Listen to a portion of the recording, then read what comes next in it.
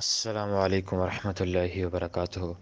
الحمد للہ رب العالمین والعاقبۃ للمتقین والصلاة والسلام علی رسول الکریم، اما بعد۔ امام بخاری رحمہ اللہ نے کتاب الایمان میں باب قائم کیا، باب الجہاد من الایمانی، جہاد بھی ایمان کا حصہ ہے، ایمان کا جز ہے۔ روایت کے راوی جو ہیں وہ حضرت ابو ہریرہ رضی اللہ تعالیٰ عنہ ہیں، جو اللہ کے نبی کے عظیم صحابی ہیں، بلکہ اللہ کے نبی کے سارے صحابہ ہی عظیم ہیں۔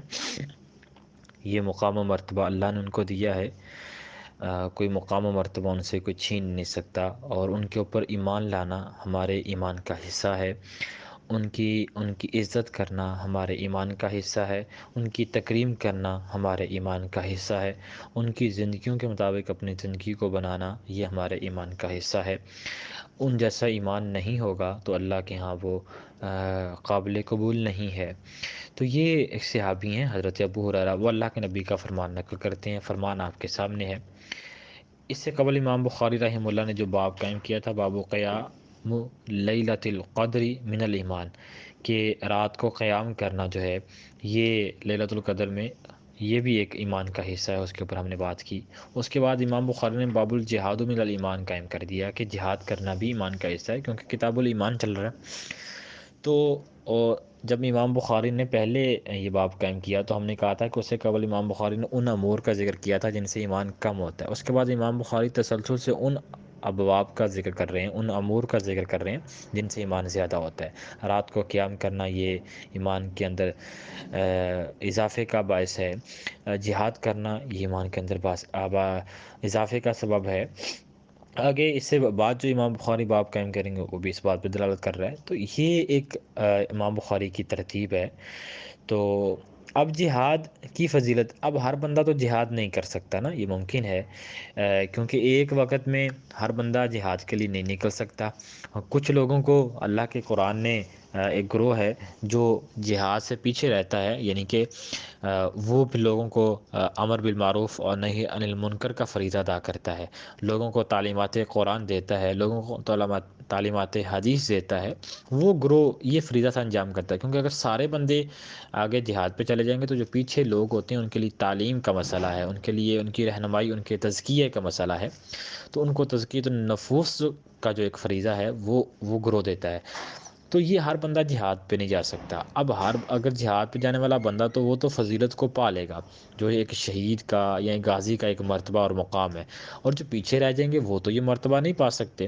تو اس کے لیے کچھ علماء نے یہ خیال کیا کہ اللہ تعالیٰ نے لیلۃ القدر کی رات کو قیام کرنے کی فضیلت نازل کر دی، تو اب ہر بندہ جہاد کے اندر مقام مرتبہ نہیں حاصل کر سکتا نا۔ تو امام بخاری رحمہ اللہ کا بھی فہم یہی کہتا ہے کہ اس کے بعد امام بخاری نے جو باب قائم کیا، یعنی کہ اگر کوئی بندہ جہاد نہیں کر سکتا تو وہ اس کے علاوہ اور بہت سے وظائف ہیں جو انسان کو ایک برابر درجہ دیتے ہیں، لیکن یہ ایک فریضہ نہیں ادا ہوتا، لیکن ثواب کی بات ہے کہ اس کے متبادل ثواب ضرور مل جاتا ہے۔ تو لیلۃ القدر کا جو قیام ہے وہ انسان کو جہاد کے ثواب کے قریب قریب تو کر دیتا ہے، اور واقعتاً کرتا ہے۔ اس کے اوپر حدیث متواترہ جو ہیں وہ دلالت کرتی ہیں۔ تو یہ قیام بہت ایک ثواب کا متحمل ہے، یہ بڑا ایک عظیم فریضہ ہے جو مسلمان رمضان میں آخری ایام میں طاق راتوں میں ادا کرتے ہیں، اور خوش نصیب وہ ہوتے ہیں جو طاق راتوں میں سب طاق راتوں میں جا کر عبادت کرتے ہیں۔ کوئی ایک تو ضرور ہوتی ہے جس کا ثواب اللہ مسلمان کو دیتا ہے، ایک مومن کو دیتا ہے۔ تو یہ ایک امام بخاری کا فہم تھا کتاب الایمان میں جو باب قائم کیا، باب الجہاد۔ اب جہاد کیا ہے؟ جہاد ایک بہت لمبی تفصیل ہے کہ جہاد کہاں ہوتا ہے، کہاں ہوتا ہے، کس کے حکم پہ ہوتا ہے، کس کے اوپر فرض ہے، کس کے اوپر مستحب ہے، کس کے لیے یہ ضروری نہیں ہے، کس کے ساتھ کرنا ہے، کب کرنا ہے، کس صورت میں کرنا ہے۔ یہ ایک پوری ایک الگ بحث ہے، یہ کتاب الجہاد میں بھی آ سکتی ہے، لیکن چونکہ یہاں پہ ہمارا موضوع یہ ہے کہ اس کو کتاب الایمان میں ذکر کیوں کیا، کیونکہ یہ ایمان کا جز ہے جہاد کرنا۔ اگر جہاد کریں گے تو اللہ کے ہاں اللہ کے قریب ہوں گے، اللہ کا مقرب بندہ بنیں گے، اور مسلمان کامیاب ہوں گے، فتح یاب ہوں گے، اور کفار کو جو ہے وہ شکست ہوگی، تو اسلام ابھرے گا، اسلام غالب آئے گا، تو اسلام آیا ہی غالب ہونے کے لیے ہے، اور اس کو غالب کرنے کے لیے اللہ تعالیٰ نے جہاد کا ہمیں ایک فریضہ دیا ہے۔ جب تک مسلمانوں نے جہاد کیا ہے، مسلمان کی کامیابی کی تاریخ جو ہے وہ رقم ہوئی ہے۔